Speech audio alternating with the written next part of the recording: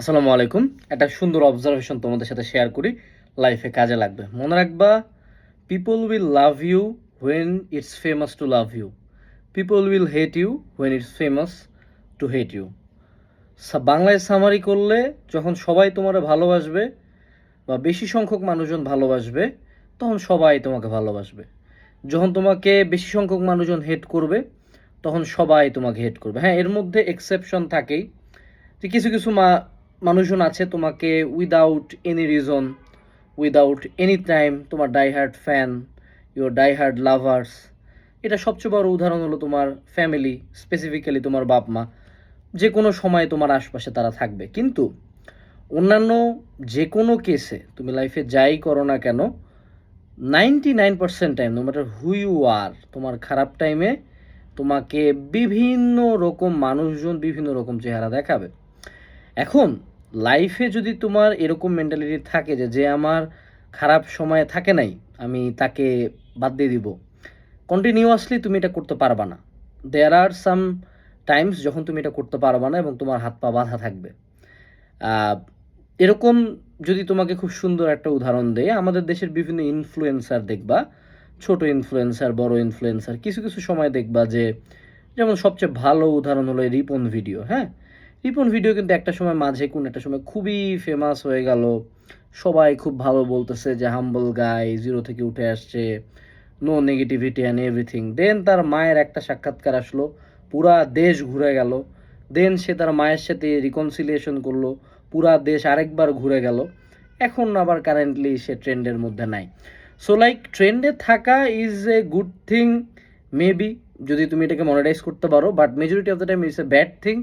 কাজ বাংলাদেশের মেইন সমস্যা হলো যে যেই মোমেন্টে কোনো একটা মানুষ একটা মিনিমাম ফেম পায় বা মিনিমাম সাকসেস পায়, আমরা তাকে এমন একটা পেডেস্টালে বসায় ফেলি, মানে আমরা এক্সপেক্ট করি যে আমি জারুয়া হই, খারাপ হই, পাপি হই, মানে আমি নিজে যত পাপ করি আমার কোনো সমস্যা নেই, আমি পাপ করতেই পারি, কিন্তু তুই কেন করবি?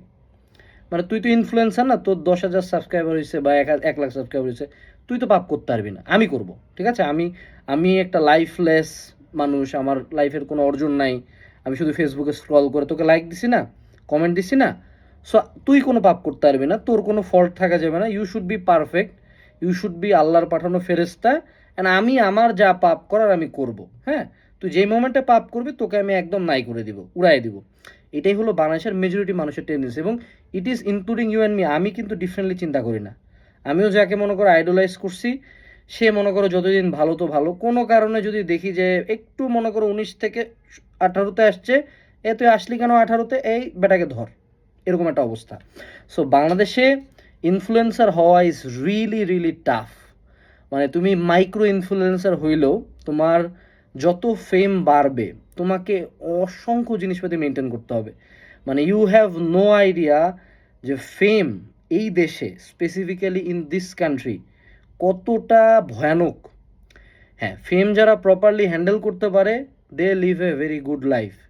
বাট যারা ফেম প্রপারলি হ্যান্ডেল করতে পারে না, এবং মেজরিটি কেসে পারে না, মেজরিটি কেসে, ফলশ্রুতিতে ওই মানুষটা এমন একটা ট্রমার সম্মুখীন হয়, লাইক ইটস লাইক একটা ট্রমা, যে লাইক এরা আমাকে এত ভালোবাসলো, হঠাৎ করে এরা সবাই আমার লিটারালি মৃত্যু কামনা করে বসতেছে কেন?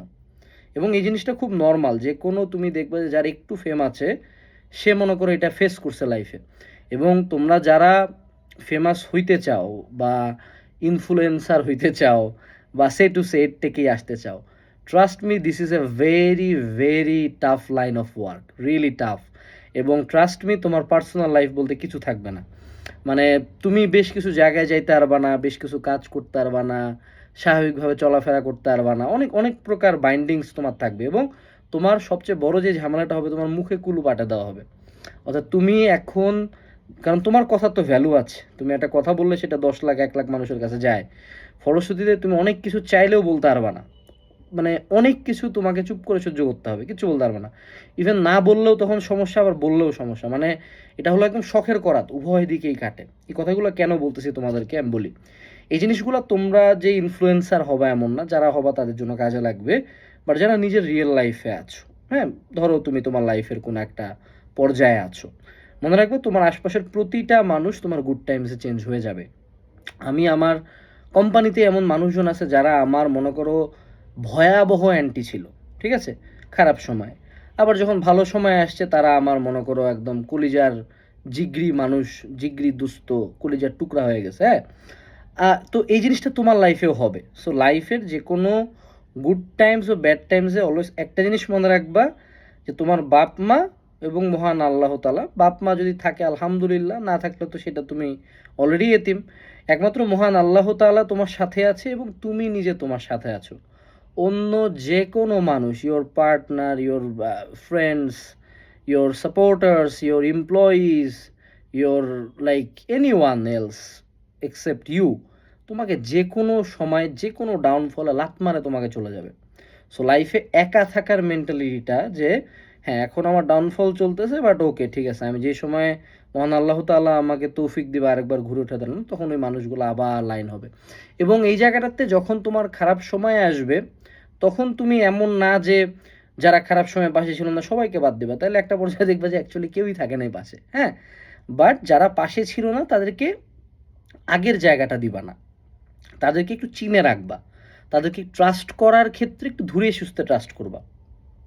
তাইলে তোমার সুবিধাটা হবে যে নেক্সট টাইম আর ব্যাক বাইট করতে পারবে না। এবং যারা খারাপ সময় পাশে ছিল তাদেরকে ভালো সময়ে মূল্যায়ন করবা, তাদেরকে লাইফে একটু উপরের জায়গাটা দিবা, একটু বেশি সার্ভ করবা, তাহলে তোমার জন্য লাইফে টিকা ভালো হবে।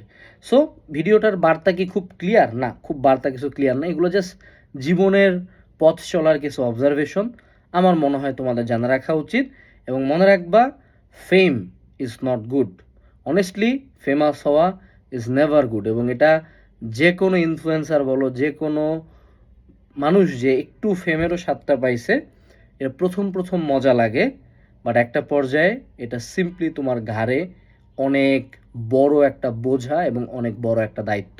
সো স্পাইডারম্যান সিনেমার একটা কোট দিয়ে শেষ করি, with great power comes great responsibility, same with great fame comes great responsibility.